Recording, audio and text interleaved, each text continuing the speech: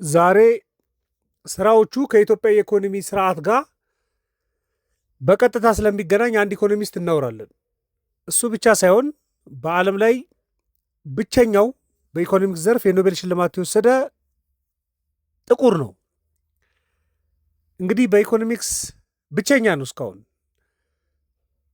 ለምንድነው ጥቁር ነው የምንለው? በጣም ቦልድ እየተደረገ የሚነገር ስለሆነ ነው ጥቁር ነው በሚለው የምናቀርበው። እንግዲህ የኖቤል ሽልማት የተጀመረው ኦልሞስት በ1895 አካባቢ ነው። በዛ ወቅት ነው እና በመጀመሪያዎቹ ዘርፎች ላይ ኢኮኖሚክስ ዝርዝር ውስጥ አልነበረም። ፊዚክስ፣ ኬሚስትሪ፣ ሕክምና፣ በስነ ጽሁፍ፣ በሰላም ነበር ይሰጥ የነበረው እና ኖቤልም አያውቅም። ኖቤልን ያቋቋመው ኖቤልም በራሱ አያውቅም። ምክንያቱም በ1969 ነው የተጀመረው በኢኮኖሚክስ ዘርፍ የኖቤል ሽልማት መሰጠት ማለት ነው እና እስከ ዛሬ ድረስ እስከ ባለፈው ዓመት 57 ጊዜ ሽልማቱ ተሰጥቷል እና በ57 ዓመታቶች ውስጥ ለ99 ኢኮኖሚስቶች የኖቤል ሽልማት ተሰጥቷል እና ከ99ኙ መካከል እንደው ከ57ቱ መካከል 26ቱ ሽልማቶች ለአንድ ግለሰብ የተሰጡ ናቸው። በቃ አንድ ግለሰብ ብቻ ዊን ያደረገው ማለት ነው። 20ው ሽልማት ደግሞ በሁለት የተጋሩትና እገሌና እገሌ እየተባለ የተወሰደ ነው። 11ዱ ሽልማቶች ሶስት ሰዎች በጋራ እገሌና እገሌ የወሰዱት ነው። የኖቤል ሽልማት ትንሽ የሚያስገርም ነገር አለ። በኢኮኖሚክስ ሶስት ብቻ ሴቶች ናቸው እስካሁንም ድረስ የወሰዱት። 2009 ላይ ኤለነር ኦስትሮም ላይ ወስዳ ነበር ኮመን ፕሮፐርቲ ላይ እና ኤስተር ዱፍሎም ወስዳለች። ፈረንሳይ አሜሪካ የሆነችው ኢኮኖሚስት በ2019 እንደውም በእድሜ ትንሿ የምትባለው እሷ ነች። ክላውዲያ ጎልዲንም በ2023 ላይ ወስዳለች እና ብቸኛው በ1979 የኖቤል ሽልማት የወሰደው ጥቁር እንግሊዛዊ አርተር ሊዩስ የሚባል ነው። በእርግጥ ነው አርተር ሊዩስ ብቻውን አይደለም የወሰደው፣ ከቴዎዶር ሹልትዝ ጋር አብረው ነው በጋራ ነው የወሰዱት። ግን ጥቁሮች እውቀት የላቸውም፣ ሀሳብ የላቸውም ተብሎ የሚታሰብ አይደለም። ግን እድልና ተቋም ስለሌላቸው ብዙ ጊዜ እዚህ ሽልማት ውስጥ አይገቡም እና ኢቨን በእንግሊዝ በዩናይትድ ኪንግደም በትልቋ ዩናይትድ ኪንግደም ስር ያሉ ሀገራቶች ብቻ የሚሰጠው ሽልማት አለ እና ሰር የሚባለው ሽልማት እግር ኳስ የምትመለከቱ ሰዎች ሰር አሌክስ ፈርጉሰን እንደሱ እንደሚሰጠው ማለት ነው እና ይህንን ሽልማት ወስዷል አርተር ሊዩስ። ሰር አርተር ሊዩስ ነው የሚባለው እና በ1963 ይህን ሽልማት ወስዷል። እሱ እንግሊዝ ውስጥ የተወለደ ሳይሆን ካሪባን ደሴት ላይ ያለች ሀገር አለች፣ እዛ ነው የተወለደው። ግን ካሪባን ደሴት ላይ ያለችዋ ትንሹ ሀገር ቅኝ ግዛት ተገዝታ የነበረው በእንግሊዝ ስለነበረ እሱ ያደገው አርተር ሊዩስ ያደገው በጣም ዝቅተኛ የሚባል ኢኮኖሚ ስርዓት ውስጥ ነው። በእድገቱ ወቅት የተገደበ ኢኮኖሚ እንቅስቃሴ ባለበት በቅኝ ግዛት አስተዳደር ውስጥ ነበሩ እና የትምህርት እድልን በብዛት የሚገኝ አይደለም። ግን አንዳንድ ቅኝ የሚገዙ ሀገራቶች የሚሰጡት የትምህርት እድል አለ እና አርተር ሊዩስ ይህን እድል አግኝቶ ወደ ለንደን ስኩል ኦፍ ኢኮኖሚክስ ገብቶ ነበር እንግሊዝ ውስጥ ተምሮ ማለት ነው እና ከገባ በኋላ እሱ ብዙ ጊዜ አሁን ይሄ ወቅቱ እሱም ዩኒቨርሲቲ የገባበት ወቅት ሁለተኛው ዓለም ጦርነት ተጠናቆ የቀዝቃዛው ዓለም ጦርነት ምናምን ያለበት አካባቢ የሚጀምርበት አካባቢ ስለነበረ ብዙዎቹ የሚያተኩሩት የኢንዱስትሪ እድገት ስለነበረ ወቅቱ ስለ ኢንዱስትሪ እድገቶች ያተኩሩ ነበር። ስለ አምራች ሴክተሩ ነበር የሚያተኩሩት። እሱ ግን ዩኒቨርሲቲ ውስጥ እያለ የሚያተኩረው ምንድን ነው? እንዴት ነው ዝቅተኛ አቅም ያላቸው ሀገራቶች ወደ ተሻለ ሁኔታ መምጣት የሚችሉት ላይ የሚለው ላይ ያተኩራል። በቃ ከዝቅተኛ አምራችነት ወደ ተረጋጋ ኢንዱስትሪ እንዴት ማደግ ይቻላል የሚለውን ከዛ በኋላ ይህን ነው እንደ ፕሪንስፕል አድርጎ የተከተለው። በማንቸስተር ዩኒቨርሲቲም ፕሮፌሰር ነበር፣ ለንደን ስኩል ኦፍ ኢኮኖሚክስም ፕሮፌሰር ነበር እና ከቅኝ ግዛት በኋላ ለብዙ ሀገራቶች፣ ለእስያ ሀገራቶች፣ ለአፍሪካ ሀገራቶች ያማከረ ነው። ኢትዮጵያም ከሱ ፕሪንስፕሎች ወስዳ ሞክራለች። ብዙ ወጣቶች አሁን በኋላ ሳቀርበው በዛ ውስጥ እያለፉ መሆኑን ማወቅ ይችላሉ። አሁን አርተር ሊዩስ ያመጣቸው ሀሳቦች ቀላል የሚመስሉ ናቸው፣ ግን በጣም ጠንካራ የሚባል ሀሳብ ነው። ለምን ካላችሁኝ የቀደመው የዓለም ኢኮኖሚ ስርዓት የሚያውቀው ሁለት ኢኮኖሚን ነው። የትራዲሽናል ኢኮኖሚ የሚባለው ሴክተር አለ፣ ግብር ነው በቃ ባህላዊ የሚባለው ማለት ነው። ደካማ ግብርና ምርታማነት አለ። በጣም ብዙ ሰራተኞች ግብርና ላይ ይሳተፋሉ። አነስተኛ ክፍያ ነው። ሰው በገዛ ማሳው ላይ ሲሰራ እንደውም በነፃ ነው የሚሰራው። ለሰውም ከሰራ አነስተኛ ክፍያ ያለበት ሴክተር ነው። ደግሞ ሞደርን የሚባለው ሴክተር አለ። ኢንዱስትሪ እያደገ ስለነበረ ኢንዱስትሪ አለ፣ የከተማ ምርታማነት አለ። እንደዚህ ነው የሚካፈሉት። ስለዚህ የከተማና የገጠር ልትሉ ትችላላችሁ፣ ግን ትራዲሽናልና ሞደርን ኢኮኖሚ የሚባል ስርዓት አለ። ሊዩስ ምን አይነት እድገት ነው መጀመሪያ ያለበት ብሎ የሚያምነው የበዛ ሰራተኛና ጉልበት ያለው ገጠር ነው። ስለዚህ ገጠር ያለው የበዛ ሰራተኛና ጉልበት ወደ ከተማ ሲመጣ፣ ወደ ኢንዱስትሪ ሴክተር ሲመጣ ነው ኢኮኖሚ ማደግ የሚችለው የሚለውን ሞዴል ሰርቷል እሱ። ደሞዝም ክፍያም የሚቀንሰው አሁን ከተማ ውስጥ ደሞዝና ክፍያ በጣም ውድ ነው፣ ገጠር ደግሞ በጣም ርካሽ ነው። ስለዚህ ከተማ ውስጥ ያለው ደሞዝና ክፍያ መቀነስ የሚችለው በጣም ብዙ ሰራተኛ ከመጣ ነው። እሱም ሙቭ ሊያደርግ የሚችለው ከገጠር ነው የሚል አስተሳሰብ አለው እሱ። እና ኢንዱስትሪው እያደገ ከመጣ መልሶ እዛው ላይ ኢንቨስት ስለሚያደርግ ኢንዱስትሪው እያደገ ስለመጣ ራሱን ይችላል ያድጋል የሚል አስተሳሰብ ነው ያለው እሱ።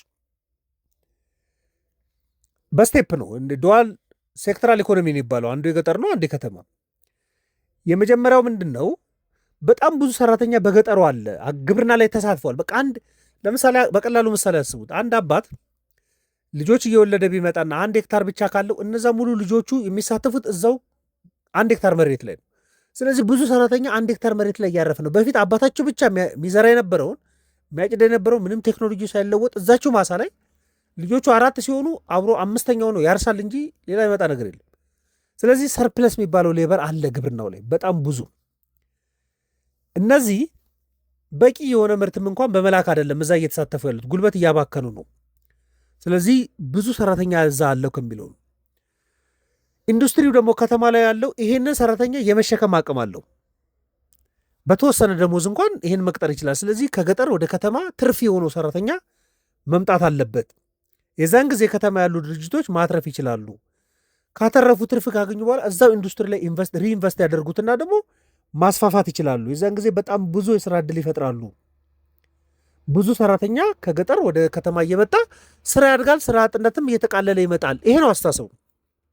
ቅድም ብላችሁም ኢትዮጵያም ከዚህ ሎጂክ ላይ የወሰደችዋል። በተለይ በ1986 87 ምናምን አካባቢ ላይ ጂቲፒ 1 ወደ ሚሊኒየም የነበረው ጂቲፒ 2 ላይ አድሊ የሚባለውን ታውቁታላችኋል። አግሪካልቸራል ዴቨሎፕመንት ሊቱ ኢንዱስትሪላይዜሽን የሚባለው ኢትዮጵያ እሱን ወስዳ ነበር። ምን ማለት ነው? ገጠር ላይ በተፈጠረው ሀብት ኢንዱስትሪው ማደግ ይችላል። ከገጠር ከሚመጣው ሀብት ኢቭን ከተማ ላይ ያለው ኢንዱስትሪ ሴክተር በጣም ሲያድግ ብዙ የተማሩ ሰዎችን ይመጣል፣ ስራ ይፈጥራል የሚለው ሎጂክ ነበር። እና በጣም የምታስታውሱ ከነበረ ብዙ ናቹራል ሳይንስ መግባት አለበት ወደ ዩኒቨርሲቲ ተብሎ 70-30 ወጥቶ ነበር። 70 ናቹራል ሳይንስ፣ 30 ደግሞ ሶሻል። ምን ታስበው ነው? ኢንዱስትሪ ፓርኮች እየተገነቡ በዛ ወቅት ላይ ይገነቡ ነበር ኢትዮጵያ ውስጥ። ስለዚህ ኢንዱስትሪ ፓርኮቹና ኢንዱስትሪ ሴክተሩ በጣም ካደገ እነዚህ ከዩኒቨርሲቲ የሚመጡ ናቹራል ሳይንስ ላይ ያሉ ሰራተኞችን ይመጣል፣ ወደ ፕሮዳክሽን ይመጣሉ ተብሎ ታስቦ ነበር። ነገር ግን በኋላ አርተር ሊዩስም የሚተችበት ነገር አለ። ኢንዱስትሪው ያድጋል ብለህ አስበህ፣ ነገር ግን ወደ አገልግሎት ሴክተሩ ነው። ኢትዮጵያም እንደዚህ ነው። በጣም ብዙ ኢንጂነሮች ከመጡ በኋላ ስራ ለማግኘት በጣም ነው የተቸገሩት። ዘርፉን ወደ ሶሻል ሳይንስ ለውጠው እስኪለውጡ ድረስ ነው። ግን ታስበው የነበረው እሱ ነው ሀሳቡ ማለት እና አሁን በዱዋል ኢኮኖሚ አርተር ሊዩስ በሚያስበው ምንድነው ኢንዱስትሪ ሴክተሩ በጣም ያድጋል፣ ኢኮኖሚ በጣም ስትራክቸራሊ ትራንስፎርም ያደርጋል ተብሎ እና ስለዚህ ሀገራዊ ሀብት ያድጋል ተብሎ ነው የሚታሰቡ። ይሄ በጣም ሃይ ቫሊዩ አለው የሚባለው ኢንዱስትሪላይዜሽን ያሳድጋል የሚባልበት፣ ካፒታል ማከማቸት ይቻላል የሚባለው፣ ከተማው የስራ ዕድል ይፈጥርበታል የተባለው ፖሊሲ ነው እሱ ዲዛይን ያደርገው። ምክንያቱም መቅረት አለበት ብሎ የሚያስበው አርተር ሊዩስም ብዙ ሀገራቶችም ከዛ በላይ ወስደዋል። የእስያ ሀገራቶች፣ ብዙ የእስያ ሀገራቶች ቻይና፣ ደቡብ ኮሪያ፣ ቪየትናም በጣም የተጠቀሙበት ነው። ይሄ የቻይና ኢኮኖሚ ማኑፋክቸር ላይ በጣም ቡም ያደረገው ይህን ፖሊሲ ተከትሎ ነው። የቪየትናም ኢኮኖሚ በጣም ይሄ ሌበር ኢንተንሲቭ የሚባሉት ላይ የጨርቃጨርቅ ላይ በጣም በብዛት የሰራው ይህን ፖሊሲ ተከትሎ ነው። የደቡብ ኮሪያ ኢኮኖሚም ኢንዱስትሪያላይዜሽን ትራንስፎርሙ ያደረገው በሙሉ ይህንን ነው።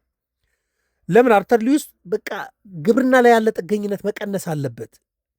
ይህ ከአቅም በታች መስራት መቀነስ አለበት። ቅድም እንደምላችሁ ነው። 5 የአርሶ አደር ልጆች አንድ ማሳ ላይ ተመሳሳይ ማሳ ላይ የሚውሉ ከሆነ አንደር ኢምፕሎይድ ናቸው። እዛው ማሳ ላይ ያሉ እንጂ ግን እኮ ስራ እየሰሩ አይደለም።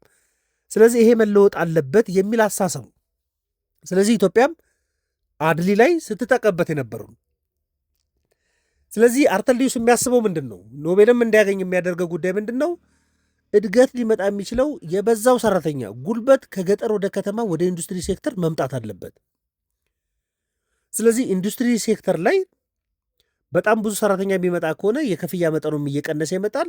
ትርፍ ያገኛሉ። ትርፍ የሚያመጡ ከሆነ ደግሞ ኢንቨስት ያደርጉበታል። ሴክተሩ ላይ ኢንቨስት ሲያደርጉ ደግሞ እድገት ይመጣል ነበር። ግን በኢትዮጵያ ኮንቴክስት ወደ አገልግሎት ሴክተሩ ነው የዞረው።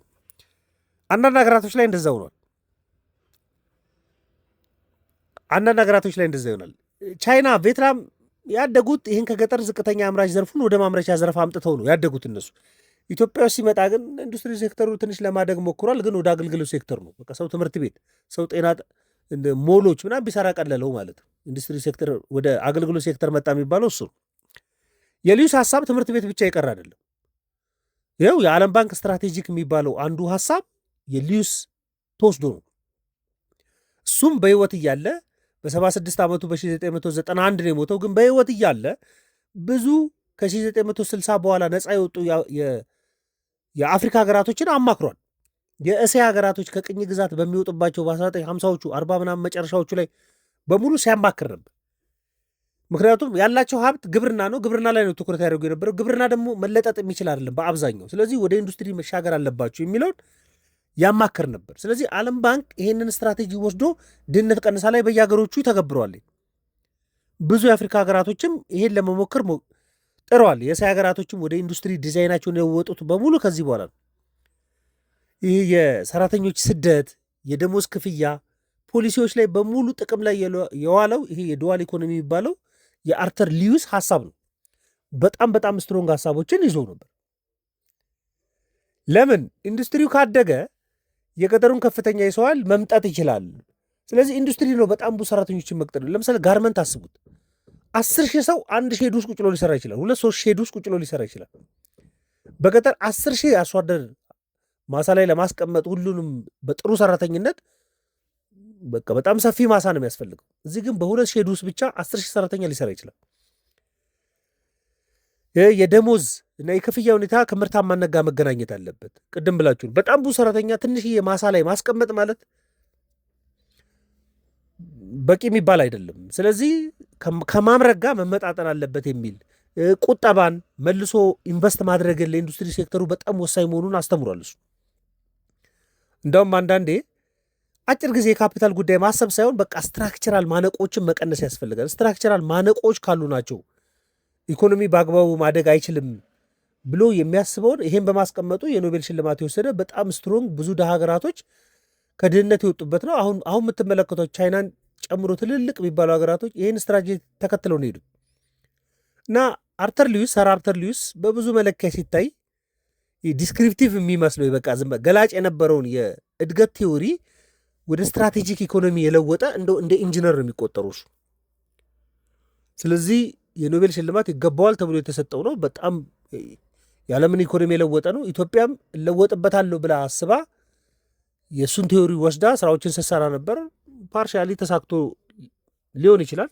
ኢንዱስትሪ ፓርኮች ብዙዎቹ አክቲቭ ለመሆን ችግር ነው። ኢንዱስትሪ ፓርኮችንም ብድር ይሄ የዩሮ ቦንድ ብድርም ኢንዱስትሪ ፓርኮችን ለማሳደግ ነው። ግን አሁን እዳውንም ለመክፈል በጣም አስቸጋሪ ነው። ኢንዱስትሪ ፓርኮች የሚጠበቀውንም ያህል ውጤት ለማምጣት ችግር ነው የሆነው። በጣም ብዙ ሰዎች ለኢንዱስትሪ ሴክተርን ብለው ተምረው የግብርና ሴክተሩን ያዘምናሉ የተባሉትም ወደ ግብርና ሴክተሩን ለማዘመን በጣም ተቸግረዋል። ግብርና ሴክተሩም ወደ አግሮ ፕሮሰሲንግ አድጋል ተብሎ ነበር። እሱም በአፈጻጸም ትንሽ አስቸጋሪ ሆኖ ነው እንጂ ግን የአርተር ሊዩስ ሀሳብ መሆኑን በዛው ላጋራችሁ ነው።